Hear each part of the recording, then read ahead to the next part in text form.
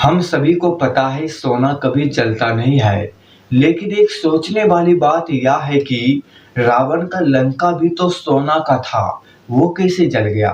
दोस्तों, आज हम आपको रावण के लंका के बारे में ऐसे रहस्य बताने वाले हैं जो आपको पता नहीं होगा। दोस्तों, माता पार्वती ने रावण को क्यों श्राप दिया था, जिसकी वजह से उसका सोने का लंका आग में जल गया? रावण के एक गलती के कारण रावण का सोना का लंका जलकर भस्म हो गया। चलिए, वो गलती क्या है जो रावण ने किया था, अब दोस्तों विस्तार से आपको समझाते हैं। सबसे पहले आपको बता देते हैं किसके श्राप से जली थी लंका, रावण को कैसे प्राप्त हुआ। हम सभी जानते हैं कि हनुमान जी ने दशानंद रावण को सोने की लंका जलाई थी और उसको नष्ट कर दिया था। लेकिन बहुत कम लोग जानते हैं कि इसके पीछे एक रोचक कथा है जो महादेव और माता पार्वती से जुड़ी है। माता पार्वती के श्राप के कारण सोने की लंका में आग लगी थी। हनुमान जी तो केवल एक जरिया थे, उन्होंने उस श्राप को पूरा किया। तो दोस्तों, जानते हैं आखिर ऐसा क्या हुआ था कि माता पार्वती ने रावण की लंका को जलाने के लिए श्राप दे दिया, और यह श्राप किसको दिया था? आपको यह जानकर हैरानी होगा कि रामायण काल में रावण की एक सोने की लंका थी जिसकी खूबसूरती देखते ही बनती थी।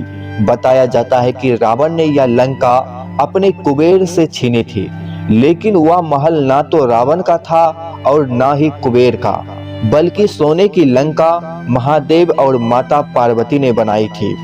महादेव बहुत ही साधारण जीवन व्यतीत करते हैं, उनको किसी महल की जरूरत नहीं थी, लेकिन माता पार्वती को एक भवन की लालसा थी, क्योंकि सभी देवताओं का कोई ना कोई धाम था। एक बार माता पार्वती ने भगवान विष्णु और माता लक्ष्मी को कैलाश पर्वत पर आमंत्रित किया था, लेकिन कैलाश पर्वत की ठंड माता लक्ष्मी सहन नहीं कर पा रही थी और ठंड से कांपने लगी थी। तब माता लक्ष्मी ने कहा कि आप इतनी शीतल हवाओं के बीच कैसे रहती है? आप तो एक राजकुमारी का जीवन व्यतीत कर चुकी है। यह सुनकर माता पार्वती को दुख हुआ। इसके बाद माता लक्ष्मी ने भगवान शिव और माता पार्वती को अपने घर यानी बैकुंठ धाम में आने का न्योता दिया।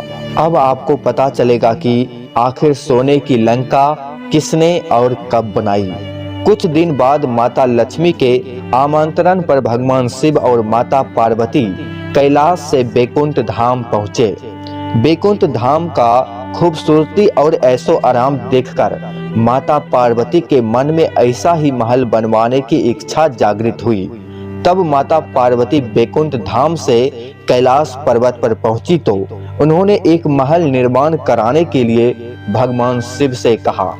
पहले तो भगवान शिव ने माता पार्वती को काफी समझाने का प्रयास किया था, लेकिन जब वह नहीं मानी तो भगवान शिव ने विश्वकर्मा को महल निर्माण का कार्य सौंप दिया।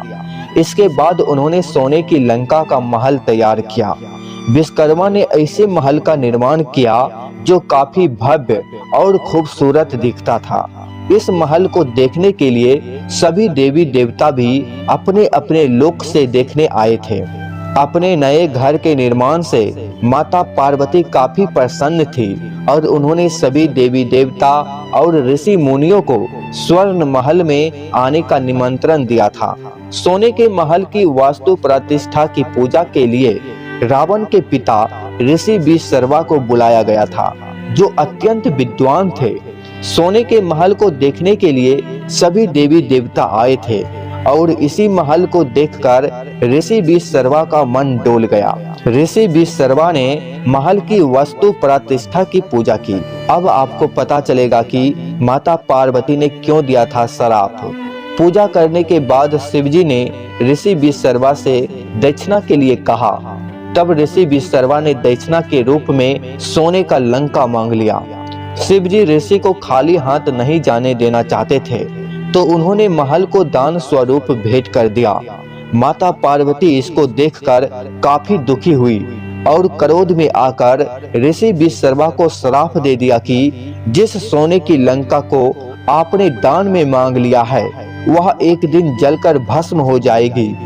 इस तरह माता पार्वती के श्राप के कारण सोने की लंका को हनुमान जी ने जला दिया था।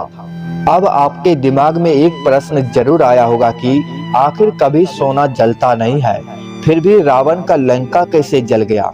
चलिए जानते हैं। रावण ने त्रिलोक विजय के समय सभी देवी देवताओं को बंदी बना लिया था, जिसमें यमराज और शनिदेव जैसे भी देवता शामिल थे।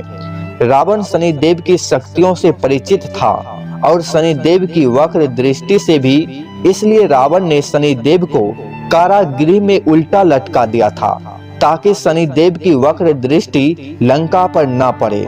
जब हनुमान जी समुद्र पार करके लंका आए तो उन्होंने शनिदेव को कारागृह में बंदी देखा और उन्हें कारागृह से मुक्त करा दिया।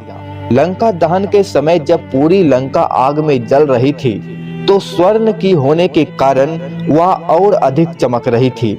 यह देखकर बुद्धिमान हनुमान जी शनिदेव जी से बोले कि वह अपनी वक्र दृष्टि का प्रयोग सोने की चमकती हुई लंका पर करे, जिससे लंका का विनाश हो जाए। इस प्रकार आग में ना जलने वाले सोने भी हनुमान जी की बुद्धिमता और शनिदेव की वक्र दृष्टि के प्रभाव से जलकर भस्म हो गया।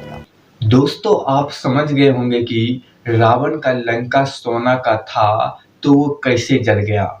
हमेशा नया जानकारी के लिए आप मेरे चैनल को सब्सक्राइब जरूर कीजिएगा।